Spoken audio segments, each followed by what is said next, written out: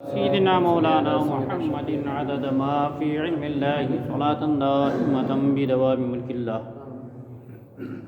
أعوذ بالله من الشيطان الرجيم. بسم الله الرحمن الرحيم. قالوا ادع لنا ربك يبين لنا ما هي. قال إنه يقول إنها بقرة لا فارض ولا بكر عوان بين ذلك فافعلوا ما تؤمرون.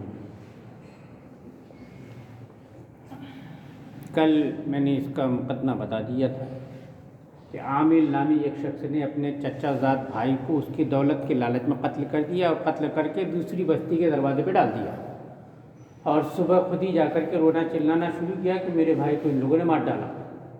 پورے بستی کے لوگ قسم کھا لی ہم لوگوں نے نہیں مارا، تو اب خون بہا ادا کرو.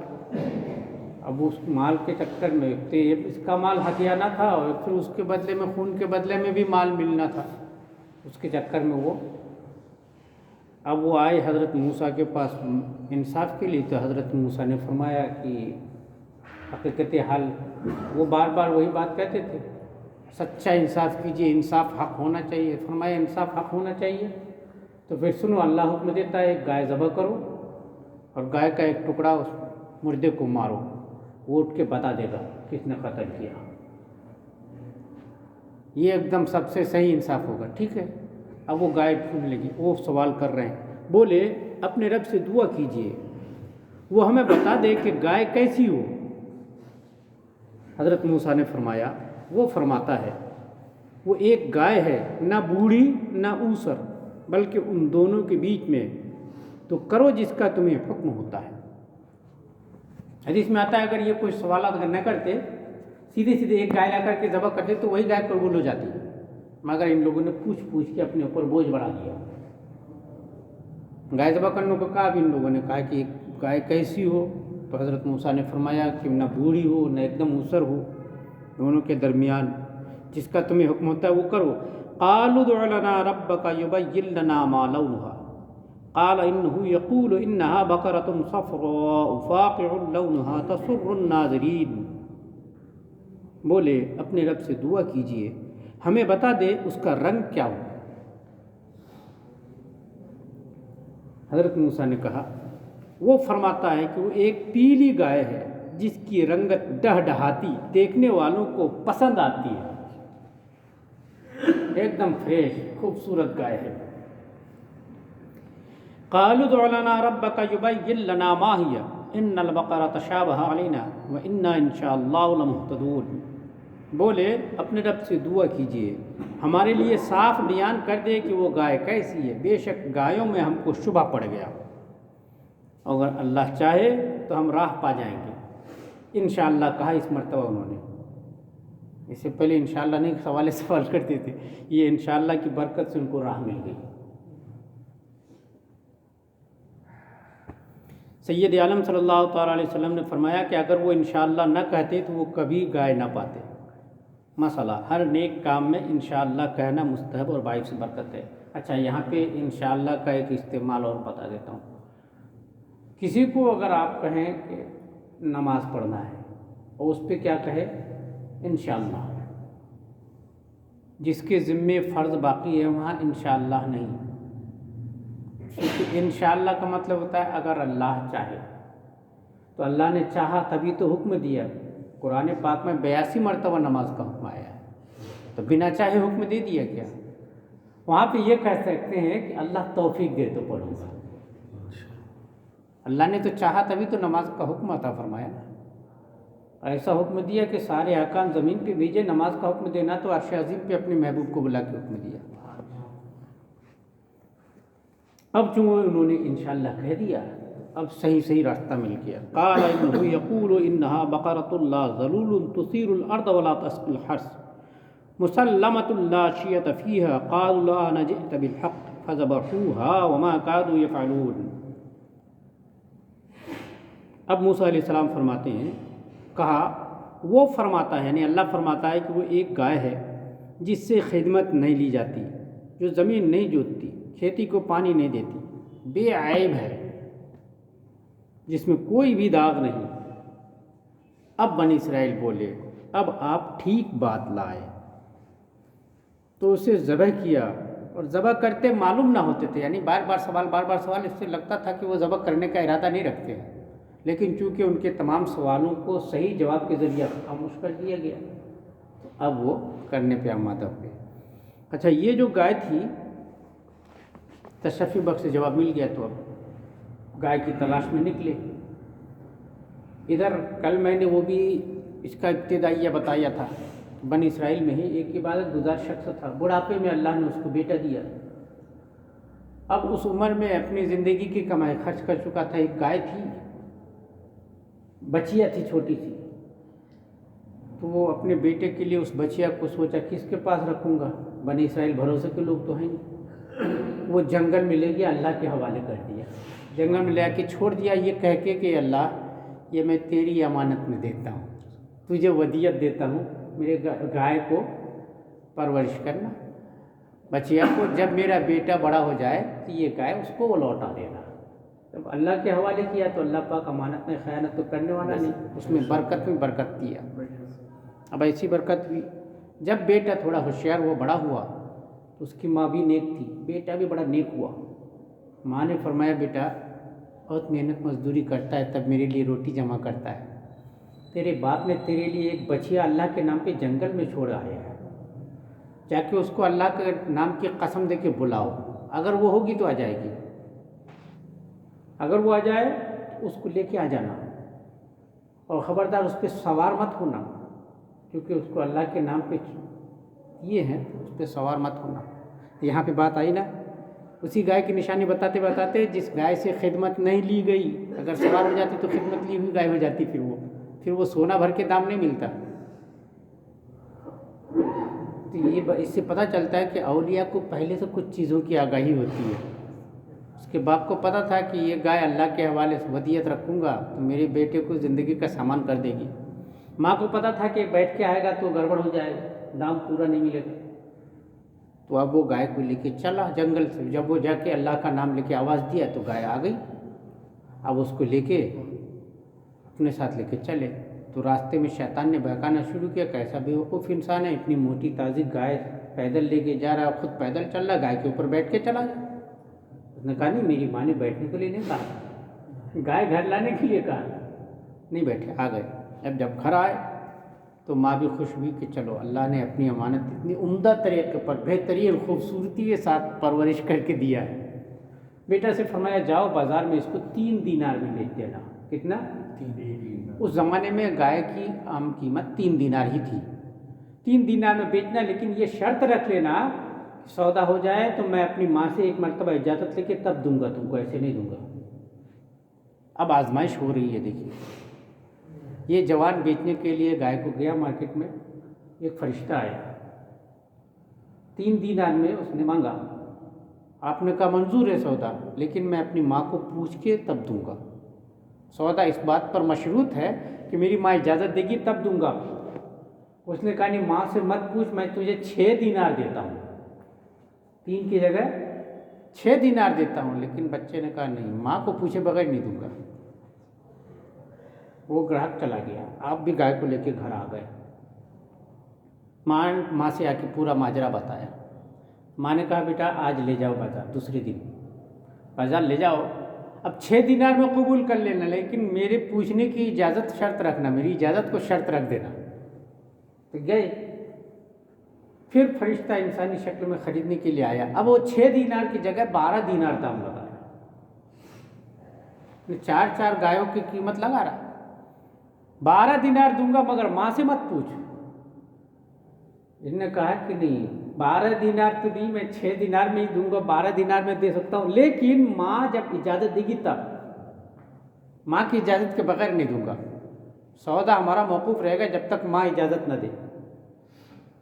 پھر یہ لے کے آ گئے، پھر فرشتہ چلا گیا، ماں سمجھ گئی، سمجھ گئے نا، اولیاء کرام کا خاندان تھا، ماں سمجھ گئی کہ یہ کوئی انسان نہیں ہے، ورنہ 4 گایوں کی قیمت میں 1 گائے کیوں خریدنا چاہے گا، اور پھر اگر اس کو خرید نہیں ہے تو ماں کی شرط کیوں کاٹنا چاہتا ہے، وہ ماں کی اجازت کی شرط کیوں کاٹنا چاہتا ہے۔ ماں سمجھ گئی، فرمایا بیٹا پھر بازار لے جاؤ گائے کو، اور خریدنے والا وہی، اگر خریدنے والا آئے تو اس سے پوچھنا کہ آپ ہمیں اس گائے کے معاملے میں کیا مشورہ دیتے ہیں، کیا ہمیں اس کو بیچ دینا چاہیے یا گھر میں رکھنا چاہیے؟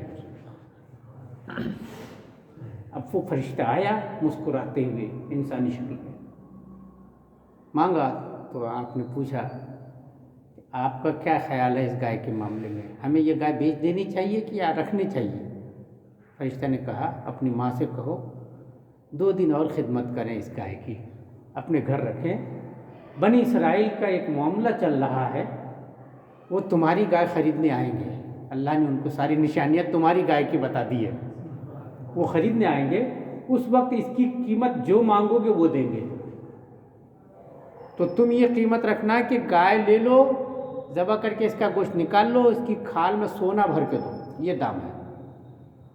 اب 12 دینار کہاں، وہ تو 1200 دینار کی بات ہو گئی ہے نا، سونا بھر کے دینے کی بات کرو، ٹھیک ہے پھر واپس لائے اور اپنی والدہ کو پوری بات بتا دی۔ اب ادھر بنی اسرائیل بار بار پوچھ کے اپنے رب سے پوچھ کے آئیے کیسی گائے ہو، اس کا رنگ کیا ہو، اس کی صفات کیا ہو، اس کی عمر کیسی ہو، یہ سب بار بار سوال کر رہے تو اللہ پاک گھما پھرا کے اسی گائے پہ لے گیا۔ اس میں کئی حکمتیں اور مصلحتیں ہیں۔ ایک تو یہ بات سمجھ میں آتی ہے کہ اللہ کے لیے کوئی چیز اللہ کی بارگاہ میں ودیعت رکھی جائے، اللہ تبارک و تعالیٰ اس میں خیریت و برکت رکھتا ہے۔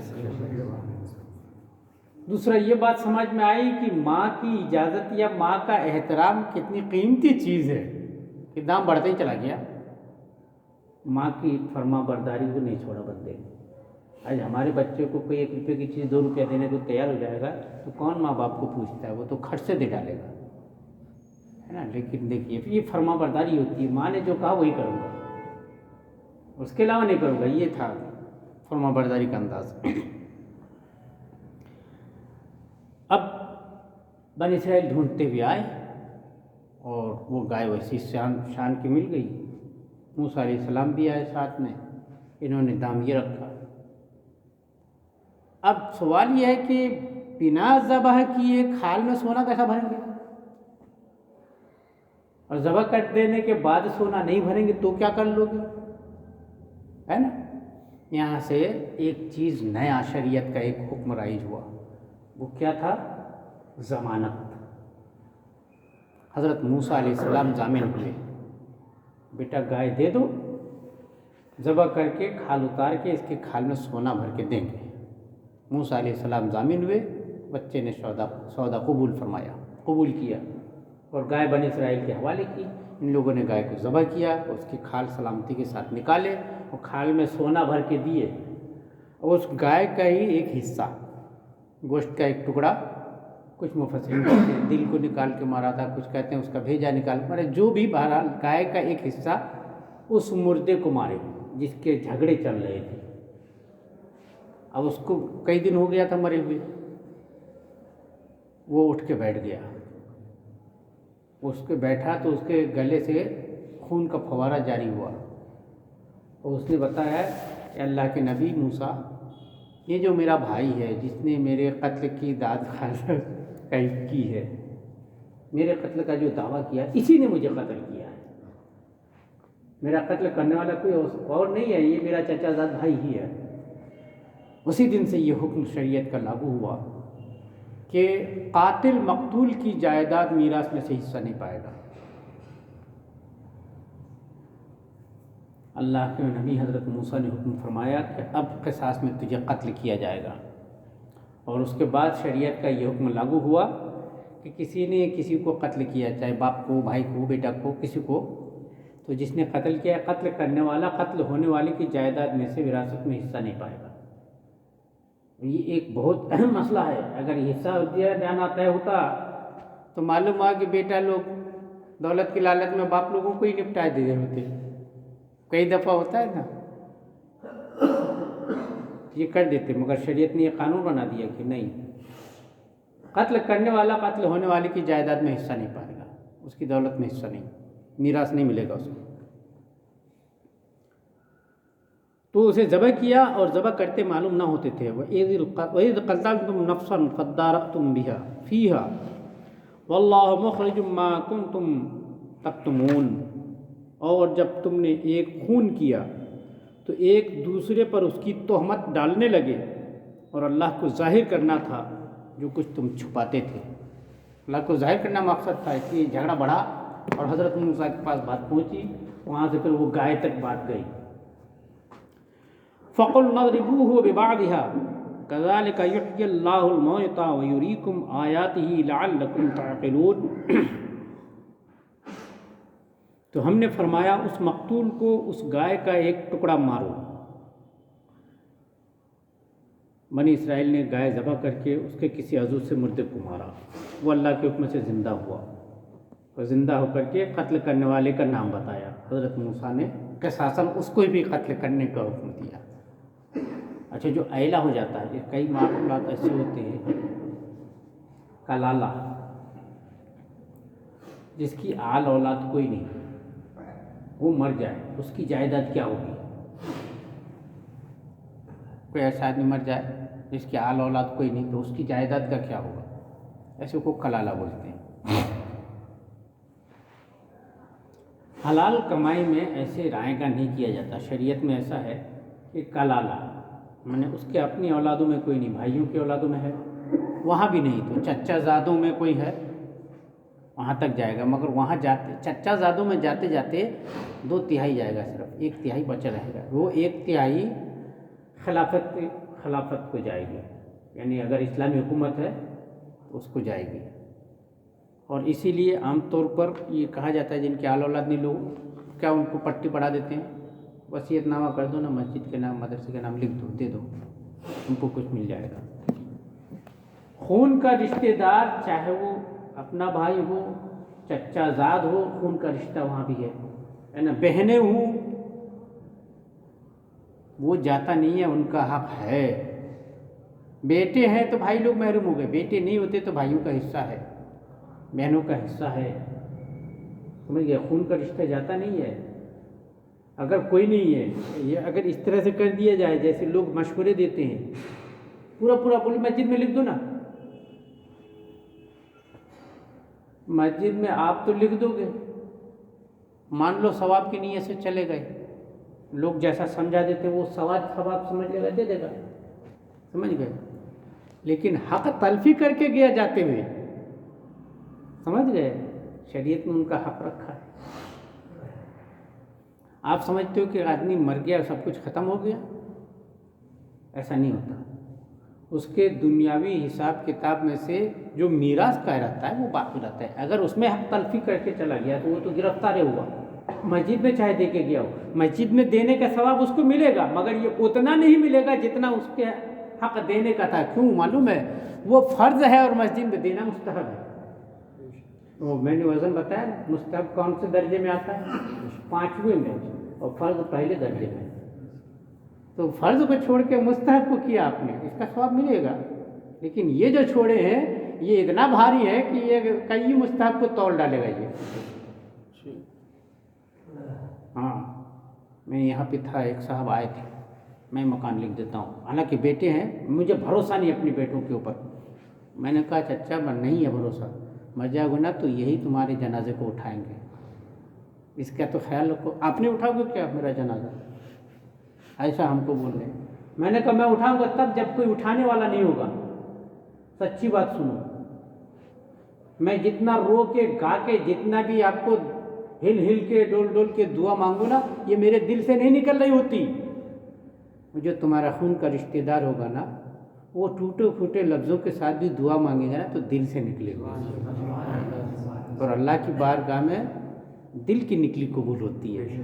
ہم تو دکھاوا کریں گے، آپ دیکھتے ہوں گے مولوی صاحب لوگ، ہماری برادری کسی بڑے آدمی کے جنازے میں یا قبر میں پہنچ گئے تو کیا دعا مانگتے ہیں، باپ رے باپ، ہے نا؟ وہی کوئی غریب آدمی بیچارہ ہے تو 1 منٹ بھی نہیں لگتا، دیکھ کھٹ سے نپٹا ڈالے، تو کیا مطلب ہے؟ وہ دل سے دعا مانگ رہے ہوتے ہیں کیا؟ وہ تمہاری دولت کا احترام کرتے ہیں، اللہ کا احترام نہیں۔ اور عالم یا امام کی یہ حیثیت ہونی چاہیے کہ ہماری نظر میں سب برابر ہیں، خاص طور سے مسجد کے اندر، خاص طور سے قبرستان میں پہنچنے کے بعد ہم ان کے ایمان کے حساب سے معاملہ کریں گے، ان کی دولت کے حساب سے نہیں۔ یہ ہماری سوچ ہونی چاہیے، مگر آج دنیا میں ایسا نہیں ہے، اور لوگ پسند کرتے ہیں، ارے یار ہمارے دادا کے جنازے میں کیا دعا کیا تھا مولانا صاحب، رونا دیا تھا لوگوں کو۔ اور سنو، دل میں جذبہ ہے نہیں، اوپر سے ہم رو رہے ہیں پھالتو کی باتیں، لمبی لمبی دعائیں مانگ رہے ہیں، دل میں ہے نہیں۔ اس میں جو ہے نا سچی بات یہ ہے کہ وہ آپ کی جھوٹ شامل ہوتا ہے، اور جس دعا میں جھوٹ شامل ہو پوری دعا رد کر دی جاتی ہے۔ معلوم ہے آپ کو؟ آپ کہیں دنیا میں ایک مقدمہ لڑنے جاؤ، ایک آدھ جھوٹ پکڑا جائے اس میں تو مقدمہ خارج کر دینا ہوتا ہے نا، تو پورا ہی گیا۔ حالانکہ اس میں بہت سی سچ باتیں بھی تھیں، لیکن ایک جھوٹ کے چکر میں سارا چلا جاتا ہے۔ بالکل ایسے ہی دعا مانگنے میں دل سے صاف دل سے دعا کرنی چاہیے، دل سے جو نکلے۔ اس میں جھوٹ شامل کیا آپ نے، اس لیے میں بولتا ہوں گنتی بھی مت بولو۔ جیسے بولتے ہیں نا 5 قرآن شریف 15 قرآن شریف، اس طرح سے جتنا پڑھا ہے ان کی نیت سے اتنا ایسا بولو۔ اللہ کو معلوم ہے کتنا پڑھا ہے، اس کو گنتی بتانے کی ضرورت نہیں ہے۔ اور ہم نے غلطی سے بول دیا، کئی دفعہ ایسا ہوتا ہے نا، لوگ بول دیتے ہیں۔ ہمارے ایک دوست تھے، وہ جہاں کہیں فاتحہ میں جاتے تھے 40واں میں ضرور شرکت کرتے، جہاں 40واں میں جائیں تو 11 قرآن شریف میری طرف سے۔ میں سوچا ایک مہینے میں 3 جگہ یہ شامل ہوئے، تینوں جگہ 11 قرآن، یہ کب پڑھ لیتے ہیں یار؟ قرآن پڑھتے ہوئے تو دکھتے نہیں ہے، مجھے ٹھیلیا لے کے گھومتے ہوئے دن بھر نظر آتے ہیں۔ 11 قرآن 3 جگہ دیا ایک مہینے میں، مطلب 33 قرآن کب پڑھ لیے؟ میرے خیال سے تو 33 پارے بھی نہیں پڑھے ہوں گے وہ، سب جگہ دیے پڑے۔ اب اس میں کیا ہوتا ہے، کئی دفعہ شادی کیا کہتے ہیں 40واں وغیرہ سے پہلے رشتہ داروں کو لکھوانے کو بیٹھتے ہیں، لکھنے بیٹھتے ہیں، ہے نا۔ ہمارے یہاں کی خواتین بیٹھتی ہیں، ہاں بھائی کہ انہوں نے کتنا پڑھا ہے، تو لوگ لکھواتے ہیں، اچھی چیز ہے۔ لیکن اس میں کئی لوگ شرما حضوری میں پڑھے ہیں ہی نہیں، موبائل اور ٹی وی سے فرصت ہے نہیں، کب قرآن پڑھیں گے؟ اب سب لکھا رہے ہیں تو ہم چپ کیسے بیٹھے رہیں؟ ہم بھی بھول دیتے ہیں۔ ہاں 2 قرآن ہماری طرف سے بھی لکھو۔ یہاں تک ہوا ہے کہ ایک صاحب میرے پاس آئے، بولے وہ فاتحہ میں نے لکھوا دیا، پڑھا ہوا تھا نہیں، آپ پڑھ دیں گے کیا؟ میں نے کہا میرے پاس کوئی مشین ایسی ہے نہیں کہ ایک دن میں 5 قرآن پڑھ دوں گا یار، کسی کے پاس میں نہیں ہے۔ اور میں پڑھوں گا نا، میں ان کو بول رہا دیکھو اگر میں پڑھوں گا تو میرے مرحومین جو ہیں میں سب سے پہلے ان کے لیے فاتحہ پڑھوں گا، سمجھ رہے؟ میرے استاد لوگ ہیں، میرے مرحومین ہیں، میرے سلسلہ جہاں سے میں آیا ہوں، جن کے طفیل میں مجھے دنیا میں وجود ملا، جن کے طفیل میں آیا عالم بنا، تو میں پہلے ان کے طرف دھیان کروں گا۔ اور آپ کے مرحوم کو تو میں جانتا بھی نہیں، سچی بات یہ ہے۔ ہاں اتنا یہ ہے کہ میں کہہ دیتا ہوں جتنے بھی سنی مومن مسلمان ہیں، جتنے گزر گئے، سب کے لیے کہتا ہوں، میں اکیلے اپنے لیے بھی نہیں کہتا، سب کے لیے کہتا ہوں۔ لیکن اس میں آئیں گے یہ مان کے چلو، میں آپ کو ہدیہ دینے کے لیے تیار ہوں کہتے ہیں۔ میں نے کہا یہی مزاج تو ہم کو تباہ کر ڈالا، ہم نے قرآن کو پڑھنے کو عبادت کو بھی خریدنا بیچنا شروع کر دیا، اس مزاج نے ڈبا ڈالا ہے ہم کو، سمجھ گئے؟ اسی لیے کہتا ہوں کم سے کم اپنے بچوں کو اتنا پڑھا لو کہ تمہاری فاتحہ پڑھ سکے۔ ہم اگر 10 قرآن بیٹھ کے پڑھیں گے نا تمہارے باپ کی قبر کے اوپر، اتنا ثواب نہیں ملے گا جتنا تمہارے بچے نے اگر 10 سورہ پڑھ دیے بیٹھ، کیونکہ وہ اپنے لیے کرے گا نہیں، اپنے خون کا رشتہ ہے ان کے ساتھ، ہمارے ساتھ آپ کا خون کا نہیں، زیادہ سے زیادہ پیسے کا رشتہ ہوگا۔ اور پیسے کے لیے اگر ہم نے پڑھا، مان کے چلیے، تو ہماری نیت تو تلاوت کی ہے نہیں، ہماری تو پیسے کی نیت ہوئی نا۔ اور آپ کو معلوم ہے میں نے پہلے بتایا تھا کہ اعمال کا مدار نیت کے اوپر ہے، تو جس نیت سے ہم نے پڑھا وہ نیت پیسہ ہم کو مل گیا، تو ثواب کہاں ہے اس میں؟ ثواب کی نیت سے تو پڑھا ہی نہیں۔ کئی لوگ سمجھتے ہیں نا ہمارے پاس پیسہ ہے، ہم پیسہ دے کے 50 مولوی کو بٹھا دیں گے، ہے نا، 1000 قرآن شریف پڑھوا لیں گے، یہ فضول خیالات ہے۔ پیسہ تو آپ کا چلا جائے گا، ثواب 0 بھر نہیں ملے گا، کیونکہ جس نے پیسے کی نیت سے پڑھا اس کو ثواب کا کیا مطلب ہے؟ جس نے اللہ کو راضی کرنے کی نیت سے پڑھا اس کو ثواب ملنا ہے، تلاوت کی نیت سے پڑھا اس کو ثواب ملنا ہے، پیسے کی نیت سے پڑھا تو پیسہ ملے گا، اس کو ثواب کہاں ملنا ہے؟ اب ثواب ہے نہیں تو اس کا کائے کا حصہ لے ثواب کر رہے ہو؟ ہاں تو ہے ہی نہیں۔ تو ہم نے فرمایا اس مقتول کو اس گائے کا ایک ٹکڑا مارو، اللہ یوں ہی مردے جلائے گا۔ اچھا وہ ٹکڑا مار دیے، وہ زندہ ہوا، مسئلہ بتا دیا، بات ظاہر ہو گئی، حکم ہو گیا، اللہ یوں ہی مردے جلائے گا۔ اچھا یہ ایک خاص احسان ان کے اوپر اور فرمایا کہ تم نے اپنے آنکھوں کے سامنے مرے ہوئے کو 4 دن پہلے کے مرے ہوئے کو زندہ ہوتے دیکھا نا، زندہ ہوتے، بس اس کو یقین رکھنا، ایسے ہی مردے جلائے گا قیامت کے دن۔ اب قیامت پر یقین کرنا تمہارے لیے آسان ہو گیا، تم نے اپنی آنکھوں سے دیکھ لیا۔ یہ ایک اور احسان بنی اسرائیل کے اوپر اللہ نے کیا، ان کے سامنے مردہ جلا کر کے بتا دیا۔ اور تمہیں اپنی نشانیاں دکھاتا ہے کہ کہیں تمہیں عقل ہو، تمہیں اس طرح کی نشانیاں دکھاتا ہے۔ کتنی نشانیاں بنی اسرائیل کو اللہ نے دکھائی۔ جب موسیٰ علیہ الصلوۃ والتسلیم مصر واپس آئے مدین سے، بنی اسرائیل کو لے کے فرعون سے ان کا چلتا رہا ہے نا، کئی سالوں تک فرعون سے بحث چلی، سانپوں کا مقابلہ ہوا، کھٹ مل، ٹڈے، اور آپ کے کیا کہتے ہیں کہ چیٹیوں کا عذاب، مینڈکوں کا عذاب، کیا کیا آیا، خون کا عذاب۔ اسی کنواں میں، اسی تالاب میں، اسی ندی میں بنی اسرائیل کے لوگ جاتے ہیں پانی اٹھاتے تو پانی اٹھتا ہے، وہی قبطی اور عمالیقی اٹھاتے ہیں فرعون کی قوم کے لوگ تو خون اٹھتا ہے۔ یہ سب نشانیاں ایسی ظاہر و باہر نشانیاں تھیں، ان کو دیکھ کے تو کسی اندھے کو بھی عقل آ جائے، مگر بنی اسرائیل کو پھر بھی عقل نہیں آئی۔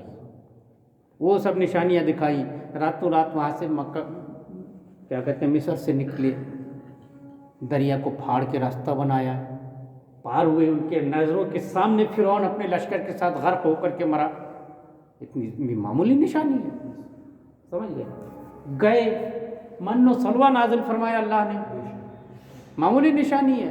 ان کے بال نہیں بڑھتے تھے، ناخن نہیں بڑھتے تھے، 40 سال ایسے گھومے مستی کیے، بادل سایہ کیے رہتا تھا، معمولی نشانی ہے نا۔ جس قوم سے یہ لڑ نہیں سکتے تھے، اللہ نے ان کو بیماری میں مبتلا کر کے ہلاک کر دیا، معمولی نشانی ہے۔ ان کے گھروں میں گئے، بسے، اور پھر یہ سب شروع کر دیا، قتل و غارت گری کا معاملہ۔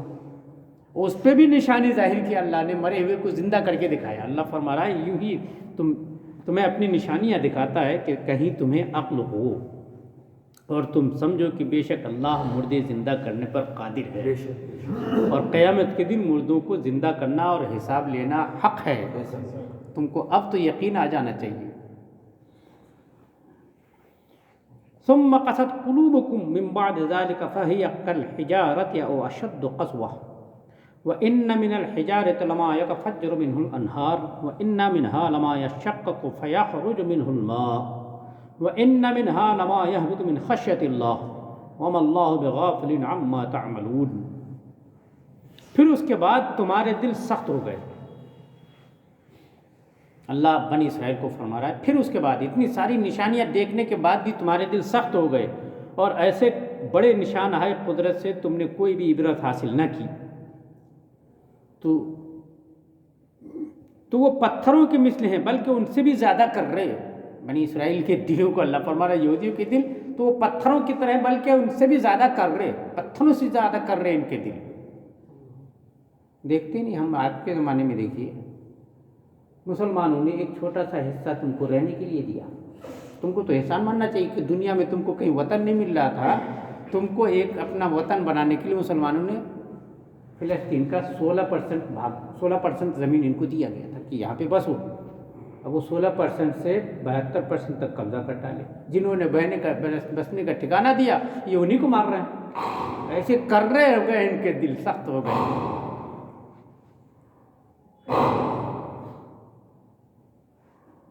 اور پتھروں میں تو کچھ وہ ہیں جن سے ندیاں بہ نکلتی ہیں۔ دیکھیے اللہ پاک فرما رہا ہے کہ پتھروں سے سخت تمہارے دل کیسے ہیں۔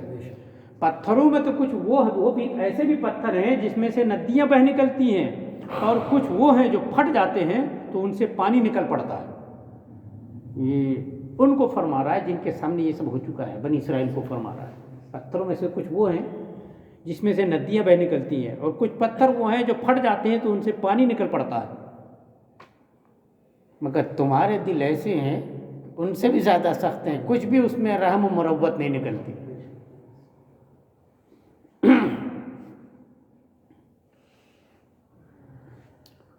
اور کچھ پتھر وہ ہیں جو اللہ کے ڈر سے گر پڑتے ہیں، کچھ ایسے بھی پتھر ہیں جو اللہ کے ڈر سے گر پڑتے ہیں۔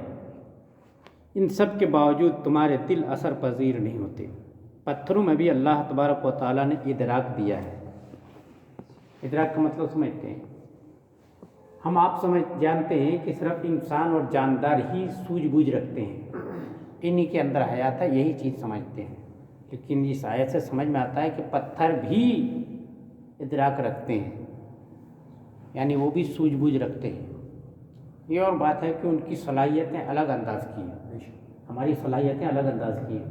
اسی لیے ہے نا، زید بن حارثہ فرماتے ہیں کہ رسول اللہ صلی اللہ تعالیٰ علیہ وسلم کے ساتھ بکریاں چرانے کے لیے مکہ کے پہاڑیوں گھاٹیوں کی طرف جاتے، حضرت علی ہوتے، زید بن حارثہ ہوتے، رسول اللہ ہوتے، تو الگ الگ طرح سے السلام علیکم یا رسول اللہ کی آواز آتی۔